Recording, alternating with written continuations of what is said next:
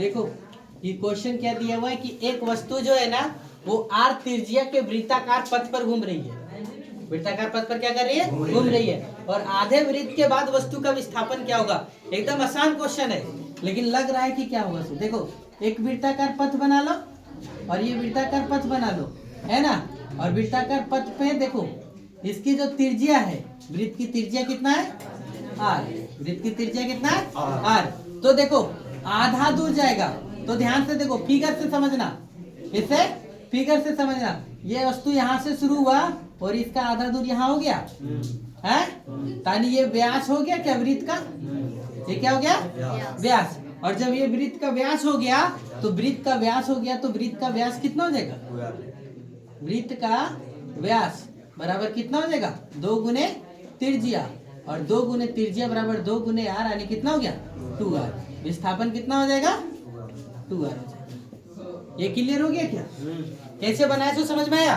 एक वस्तु यहाँ से चलना शुरू किया और आधे दूरी तय किया, यानी वृत्त के व्यास की दूरी इतना क्या किया? तय किया। तो ये क्या हो गया? विस्थापन हो गया। रोक दीजिए,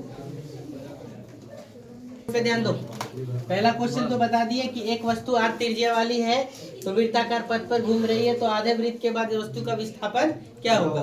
तो वस्तु का देखो ये वृत्ताकार पथ पर है, इधर ध्यान से देखेंगे, ये कहाँ पर है? वृत्ताकार पथ पर है, तो आधा दूरी तय करेगा। तो आधा दूरी तय करेगा यानी कहाँ पर? यहाँ से यहाँ तो दूरी तय किया, लेकिन प्रारंभिक दूर बिंदु और अंतिम बिंदु के बीच की जो दूरी है वो क्या है? वृत्त का व्यास है। वृत्त का क्या है? व्यास। और वृत्त का व्यास है तो विस्थापन कितना हो गया? 2r। फिर बोला क्या क्वेश्चन देखो, वेग में प्रति सेकंड परिवर्तन क्या कहलाएगा? तो वेग में प्रति सेकंड परिवर्तन क्या कहलाएगा? त्वरण कहलाएगा। क्या कहलाएगा? त्वरण। फिर तीसरा बोला क्या देखो, न्यूटन के गति के प्रथम नियम से क्या पता चलता है? तो न्यूटन के गति के प्रथम नियम से क्या?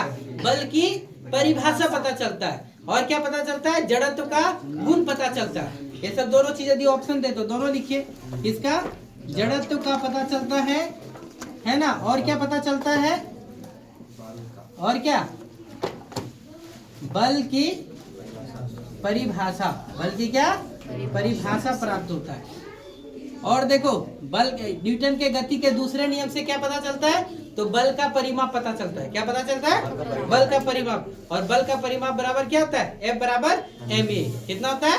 F बराबर ma होता है ना। और न्यूटन के गति के तीसरे नियम से क्या पता चलता है? तो बल की प्रकृति पता चलता है। क्या पता चलता है? बल की प्रकृति। तीनों नियम से पता चला। पहला नियम से क्या पता चला? परिभाषा। दूसरे नियम से क्या? परिमाप। और तीसरे नियम से क्या पता चला?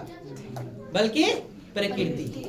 फिर बोलो देखो चौथा नंबर क्या बोला, किसी पिंड का जड़त्व निर्भर करता है किस पर? तो वस्तु के द्रव्यमान पर। इसे सब याद रखना पड़ेगा, वस्तु के क्या? द्रव्यमान पर, है ना। फिर देखो क्या बोला है सो, 10 मीटर पर सेकंड की गति से चलने वाले 0.5 केजी द्रव्यमान वाले पिंड का संवेग क्या होगा? इतना देखो क्वेश्चन दिया हुआ है। एक वस्तु जो चलती है वो 10 मीटर पर सेकंड के स्पीड से चलती है और वस्तु का द्रव्यमान कितना दिया हुआ है? 0.5 केजी दिया हुआ है। तो पिंड का संवेग क्या होगा? तो पिंड का संवेग वाला फार्मूला जानना पड़ेगा। और संवेग का फार्मूला क्या होता है? P बराबर mv। P बराबर कितना? mv।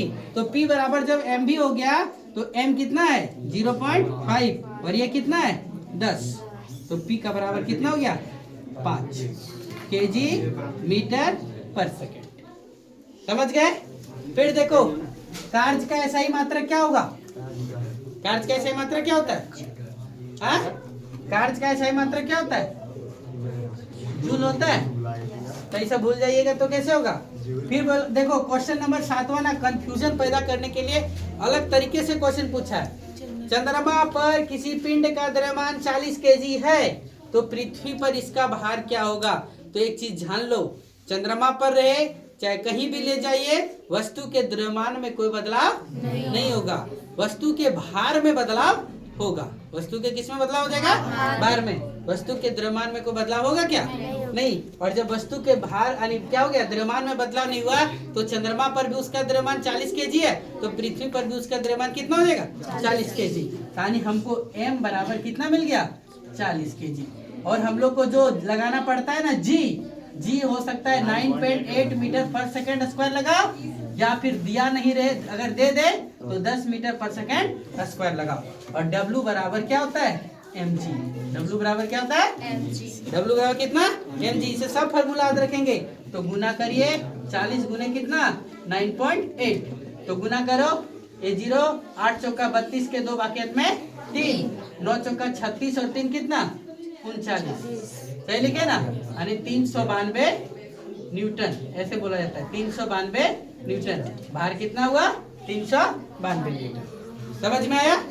फिर देखो 8वां नंबर क्वेश्चन है ऑब्जेक्टिव टाइप से। 100 ग्राम पानी लिए और 20 ग्राम चीनी लिए और मिला दिए तो बोला कि विलयन की सांद्रता क्या होगा। तो देखो यहाँ पर ये क्या है विलायक है। ये क्या है ये क्या है विलय है। विलायक कितना है जानते हो। यानी विलायक किसे कहा गया जिसकी मात्रा ज्यादा उसे क्या बोला गया विलायक। तो ये 100 ग्राम है। ये कितना है विलय। इसे क्या बोला गया विलय। ये कितना है 20 ग्राम है। ये 100 ग्राम है। ये कितना 20 तो विलयन कितना तैयार हो जाएगा 100 प्लस कितना 20 कितना हो गया 120 ग्राम। तो सांद्रता का फॉर्मूला होता है ना। तो उसको लिखे विलय पदार्थ की मात्रा बटे विलयन की मात्रा गुने कितना 100। क्या लिखे फॉर्मूला में देखो विलय पदार्थ की मात्रा बटे क्या विलयन की मात्रा गुने 100। ये फॉर्मूला है विलयन की सांद्रता निकालने के लिए। अब एक जीरो से ए जीरो कट गया 2 1 2 2 6 12 2 3 6 2 50 50 बटा कितना 3 भागा 2 तो 16.2 बटा कितना हो जाएगा 3%। समझ में आया 16 कितना 2 बटा 3%। अब बोला है क्वेश्चन की घनत्व का ऐसा ही मात्रक क्या होगा। हैं घनत्व का ऐसा ही मात्रक क्या होगा। क्या क्वेश्चन है ये।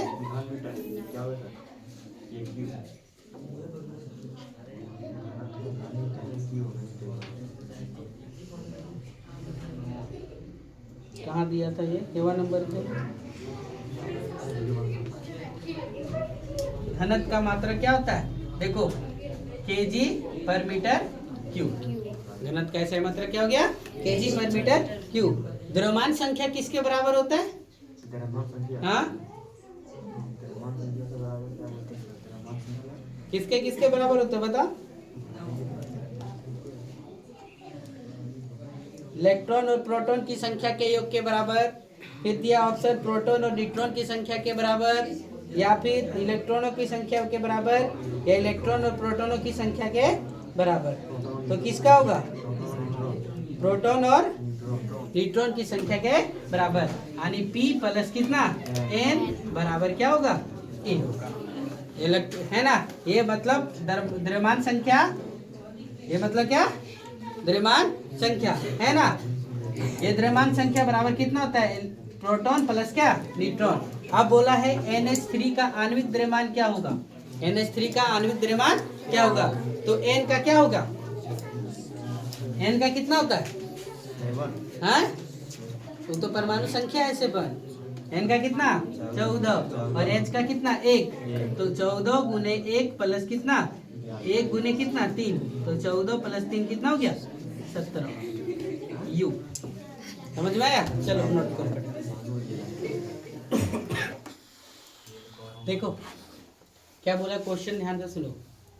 जब कोई बस क्या लिखा हुआ जब कोई बस रुका हुआ है और विरामावस्था से चलती है तो अचानक उस बस में क्या हो जाता है पर खड़े यात्री बस में किधर की ओर पीछे की ओर। चाहे बस चल रही है रुक जाएगी तो किधर आगे की ओर झुक जाती है। ये किसके कारण से होता है अर्थात न्यूटन के किस नियम के कारण से होता है। न्यूटन के प्रथम नियम या कौन सा न्यूटन के जड़त्व के नियम से। क्या लिखेंगे जड़त्व बोलिए जड़त्व के नियम से या क्या न्यूटन के गति के प्रथम नियम से।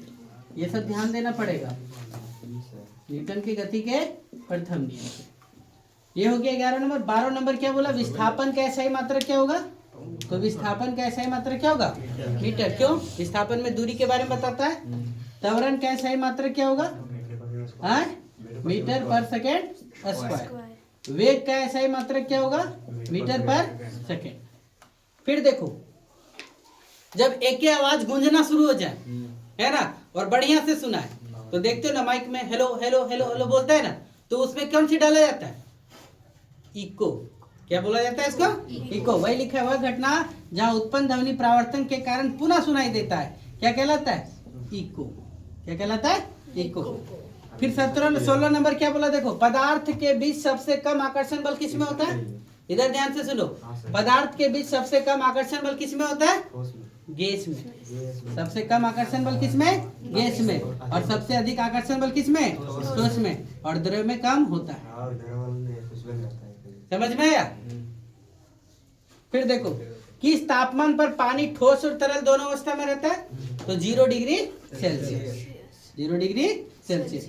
कपूर और नमक को मिश्रण को किस विधि से अलग कर सकते हैं? तो कपूर और नमक में क्या करेंगे? आग लगा देंगे, यानी ऊर्ध्वापातन। ऊर्ध्वापातन विधि।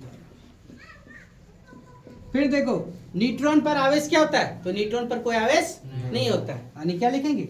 0। कोशिका भित्ति किसका बना होता है? तो कोशिका भित्ति किसका? सेलुलोज का बना होता है। किसका बना होता है?